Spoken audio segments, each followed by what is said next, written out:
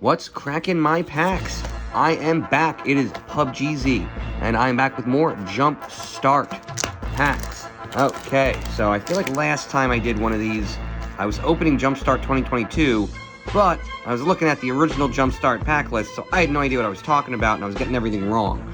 I ended up opening up, the second most valuable card, pirated copy, and not even knowing it. So I was looking at the wrong list. So now I put together the correct list. Fun fact. I don't think a single one of these cards has gone up by a percent, right? Technically, some have went up by tenths of percents, but every single card that's moved in the last week from Jumpstart 2022 by 1% or more, it has been down. So just to give you a sense of the market, this is one of the most popular products around, and even that, the prices are slipping. So there you go. That's the market. The market is a failure. Hasbro has failed. Wizards is defunct. Okay. Now for the packs. Now the fun part. I like cards. Let's play with some cards. I did just moisturize, so it will be hard to open some of these packs. I got Goblins. Now, this could be Goblins 3, and that could have a Muxus in it. Let's see. Muxus is still going for about, $8. Unfortunately, I don't need any more Muxus. I have already, there we go, got the Muxus. See, what I actually need is, I remember the original from Fallen Empires.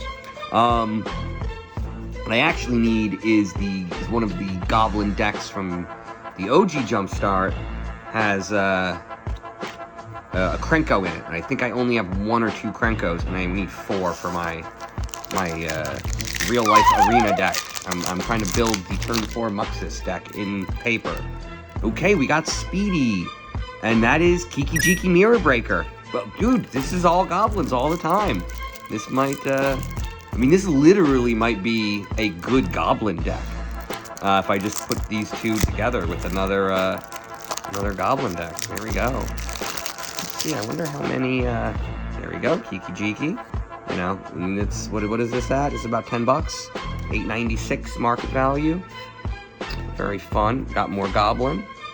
How many Goblins are in here? Yeah, that's it. It's the non-Goblin ones turn me off. Just because you're giving up synergy. Even though there's 4 or 5 Goblins. Yeah, this would be a fun deck to throw in with the Goblin one. Maybe make a 60-card red deck from a couple of these. But so far, so good. I calculated the exact cost of these packs, which I bought around Black Friday this year. Comes out to $2.99 and 3/8 of a cent. 2.99, 25 or whatever it is, or whatever. I don't know, 3.75. But yeah, so that's it. So far I'm pretty far ahead. Even given, I'm gonna lose 20 to 40%. To shipping and platform fees, each one of these is gonna give me about $5. So that's pretty good, for dicking around with some trading cards. We got Dragons. I don't think there's any hits on Dragons. Just don't. Not on my list. I only went down to $5. Just because after $5, I don't feel like shipping it, right? It just feels gross to do something. That annoying. Because, shipping stuff isn't fun, but to do it for almost no money, don't love that. So, $5 is my lower limit. But, Fangs. So, Fangs, number 4, has Vito Thorn of the Dusk Rose, $15. Fangs 1 and 2 have a Rudolph Dustbringer. That does leave a Fangs 3 that has nothing in it. So, there's a shot at nothing. Let's see, what do we got? I can't find I feel like there was a strip on these originally, and I'm not seeing it. What do we got? We got the Rudolph pack. The lesser, but still something, right? Rudolph is going for about $10, a little under $10. So far, 3 for 3 with hits, All of these have been worth selling. So, that'll be fun. Help me build out my store a little bit more. We got Treasure, I think. Treasure 2 has Professional Facebreaker. Treasure 3 has Goldspan Dragon. So, decent chance of some value in here. Man, Goldspan, I get it. It's just I just don't think it's that good. It's such a, the decks that use gold span seem so easily countered. Maybe I'm wrong. Who knows? What do we got? We got the lesser one. We got the face breaker. So that's $7. Once again, still a hit. And this is going very well. Very, very, very well. Yeah. Do I keep going? The idea is I'm currently boiling pasta and defrosting sausage and peppers. Yeah, I'm trying to think, like, do I have anything to ramble about in terms of Magic? I've completely disengaged from the MTG finance communities. There's just nothing there. There's this really toxic style of anonymous social media content right now where everything is just wrong. Like, it feels like a marketing intern at the company who doesn't like the product is designing all the content for everything, right? You know, it definitely feels like a Hasbro intern is trying to promote Magic, right? It feels like Marvel interns are trying to promote comics. It feels like a Google intern is trying to convince us that YouTube is a good platform, right? It just feels like everyone's just talking book. And then when you kind of dig in on any of this content and say, that doesn't make sense, then the anonymous troll account that is run by probably a marketer just says, oh, I was kidding, it's a joke, don't you get jokes? And then you explain, well, that's not a joke, you just said something wrong. And then, you know, they just pile on with swarms of bullshit. And there literally has not been a coherent post on MTG Finance for about a month. You know, I actually tried to make regular posts where I described the nature of the market and trying to quantify how much it's cooling off.